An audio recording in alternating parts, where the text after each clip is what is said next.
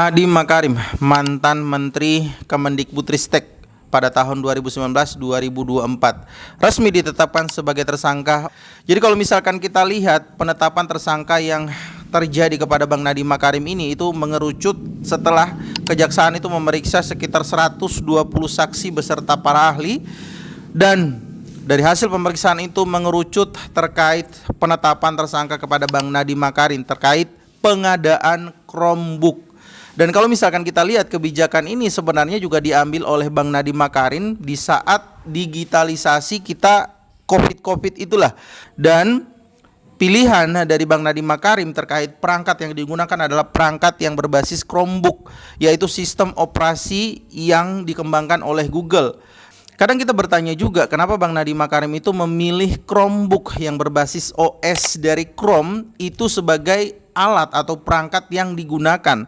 Ternyata kalau misalkan kita lihat basis dari sistem operasi Chromebook itu ternyata tidak seribet yang kita gunakan ataupun laptop-laptop konvensional yang berbasis sistem operasi Windows ataupun Linux.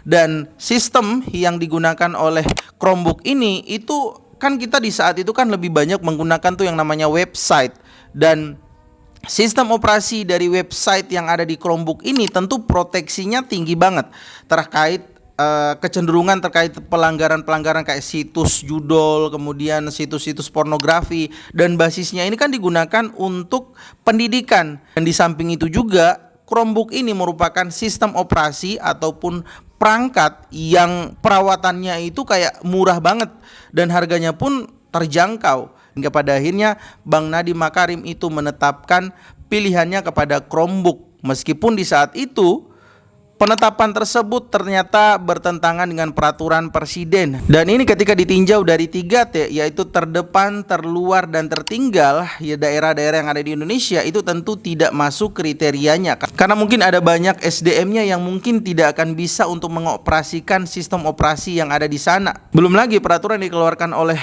Menteri atau oleh Bang Nadiem Makarim di saat itu bertentangan dengan peraturan presiden. So kalau kalian sendiri ngelihatnya gimana teman-teman terkait kasus korupsi yang dilakukan oleh mantan Menteri Kemendikbudristek ini tadi teman-teman?